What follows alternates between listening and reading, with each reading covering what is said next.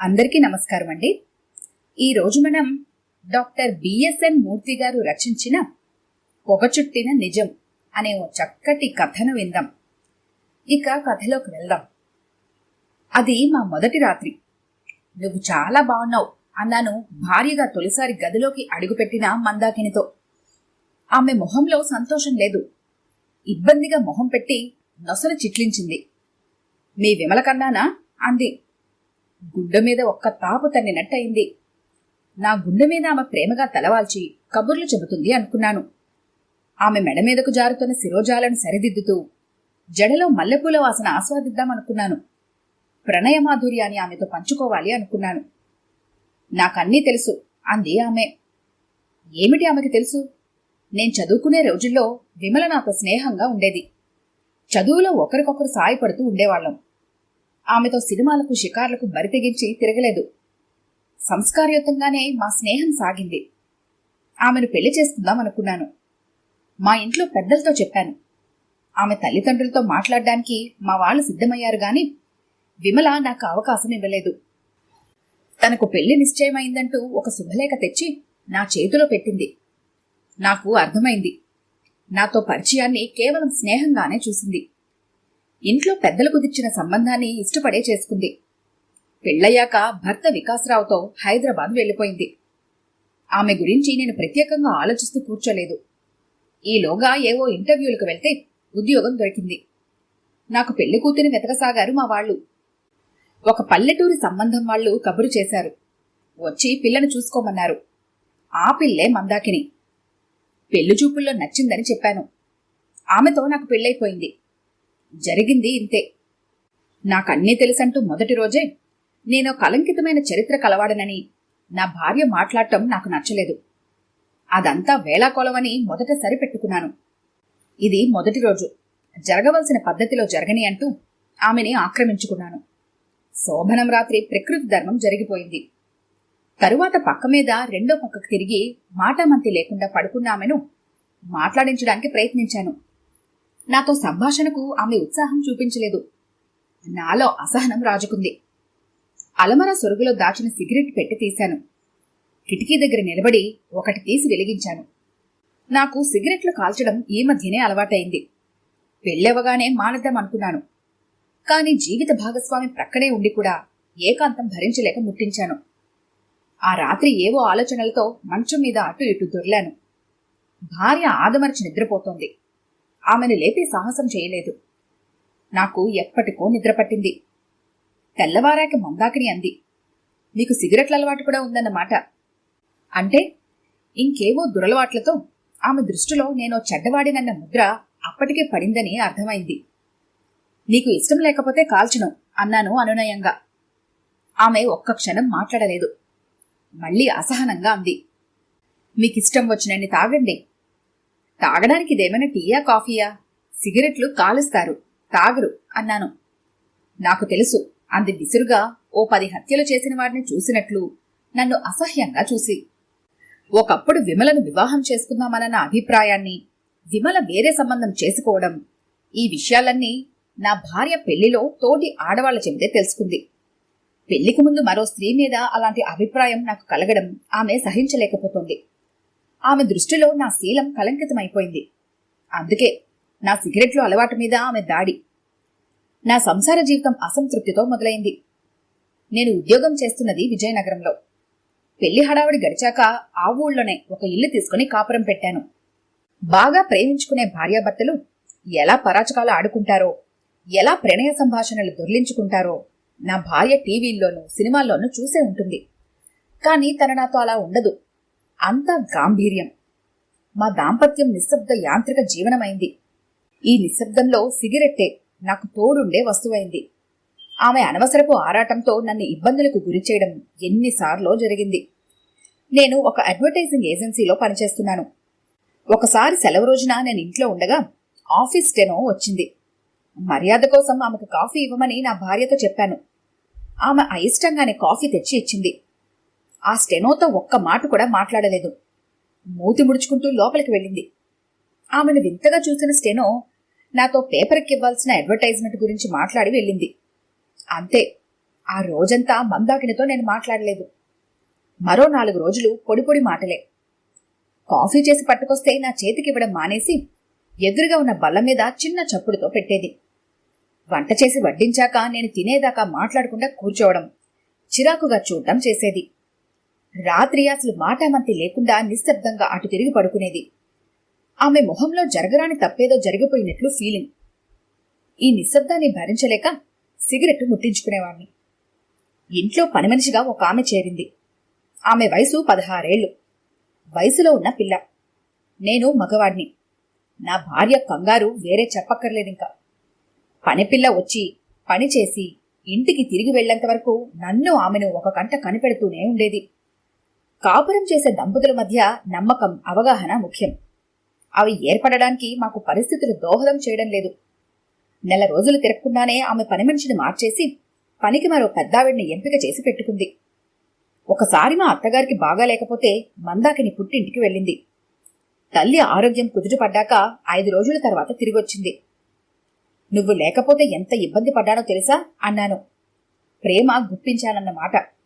ఆమె నిర్లక్ష్యపు ధోరణితో అంది. హాయిగా ఎవరితోనూ కులుకుతూ గడుపుంటారు, నాకు తెలుసు. అంత తేలిగ్గా అనేసినా ఆమె మాటలు నా గుండెకు ఈటెల్లా తాకాయి. నా చెయ్యి జోబులోని సిగరెట్ ప్యాకెట్ మీదకు వెళ్ళింది. గుండె నిండా పొగ పీల్చి వదిలాను. దగ్గు తెర వచ్చింది. సిగరెట్ పొగలో నా భార్య మొహం అస్పష్టంగా కనిపించింది.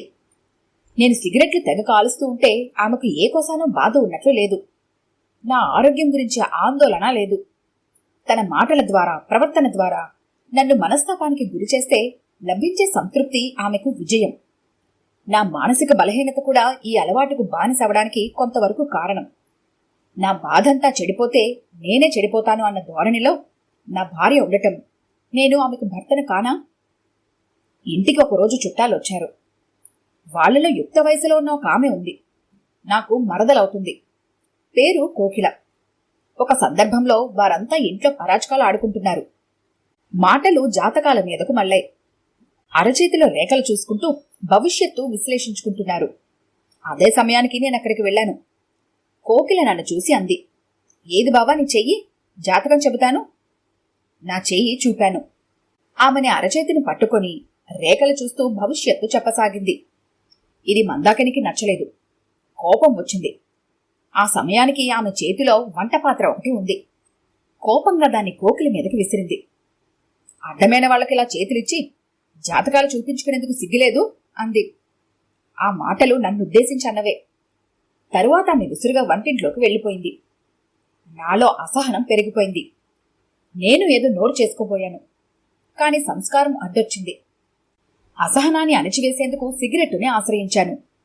4 రోజులు ఉందామని వచ్చిన బంధువులు మర్నాడే వెళ్లిపోయారు. మరోసారి నా మిత్రుడు గురునాథం పెల్లాం రాజీతో సహా వచ్చి మా ఇంట్లో దిగాడు. రాజీ పచ్చి వాగుడుకాయ. భర్త మీద జోకులు వేస్తూ తెగ నవ్వుతుంది. గురునాథం సమాధానం చిరునవ్వే. ఆమె అలా విరామం లేకుండా మాట్లాడుతుంటే ఆసక్తిగా ఉంటున్నాను.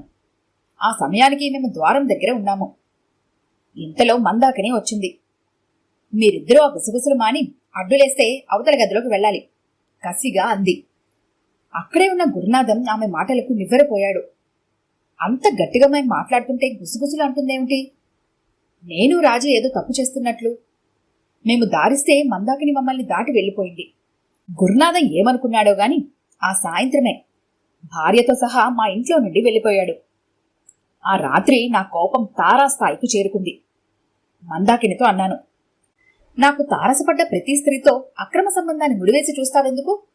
వాళ్ళు నీలాంటి ఆడవాళ్లే కదా. వాళ్ళనిలా అవమానిస్తే నీకేంటి లాభం? ఎందుకు నన్ను ఇలా హింసిస్తున్నావు? ఆమె ఏమీ మాట్లాడలేదు.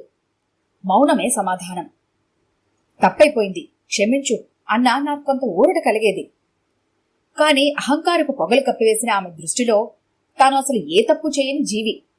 తన తప్పు ఒప్పుకోదు. నేను పెళ్లి చేసుకుని నా జీవితంలోకి తీసుకొచ్చింది భార్యనా లేక కాపలా కుక్కనా? నీకు నన్ను గమనించడం తప్ప వేరే విషయాల పట్ల ఆసక్తి ఉండదా? నీకంటూ సొంత జీవితం ఏమీ ఉండదా అని అడిగాను. ఆమె దగ్గర సమాధానం లేదు. అసహనంతో 2 సిగరెట్లు ముట్టించాను.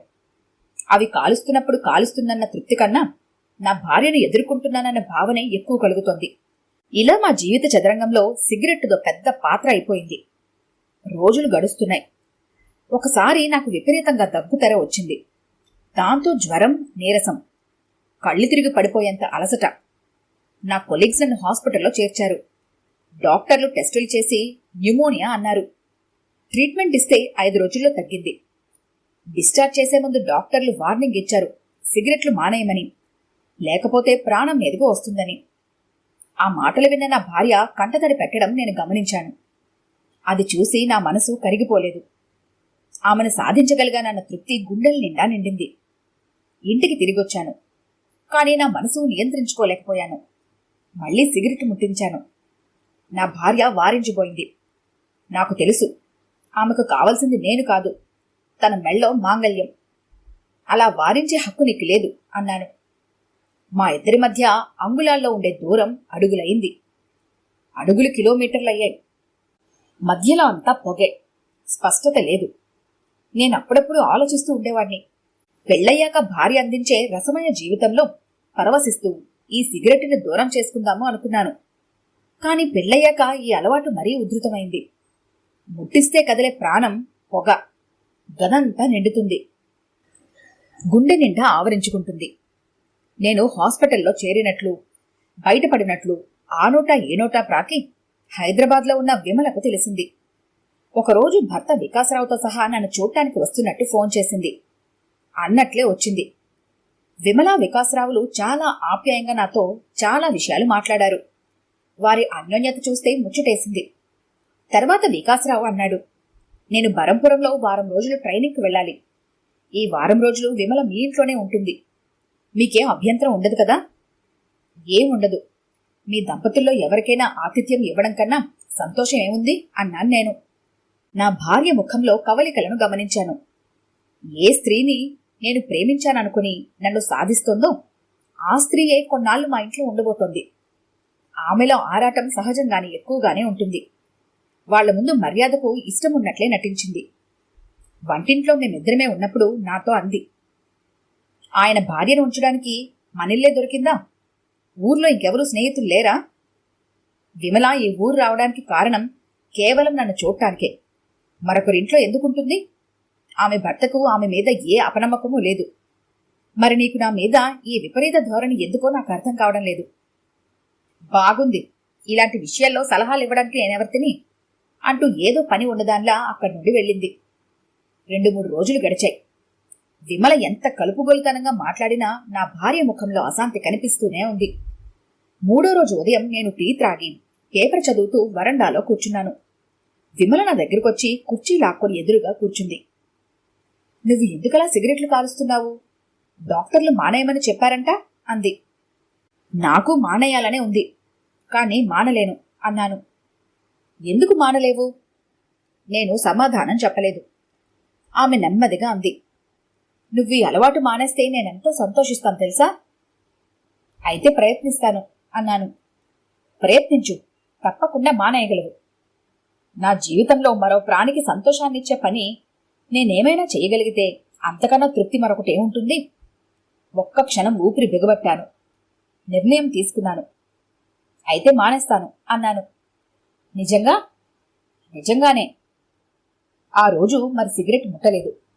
మరునాడు మనసులో బలమైన కోరిక సిగరెట్టు కాల్చాలని. గుండె నిండా దిగులు, ఒళ్లంతా నిస్తబ్దుగా ఉండేది.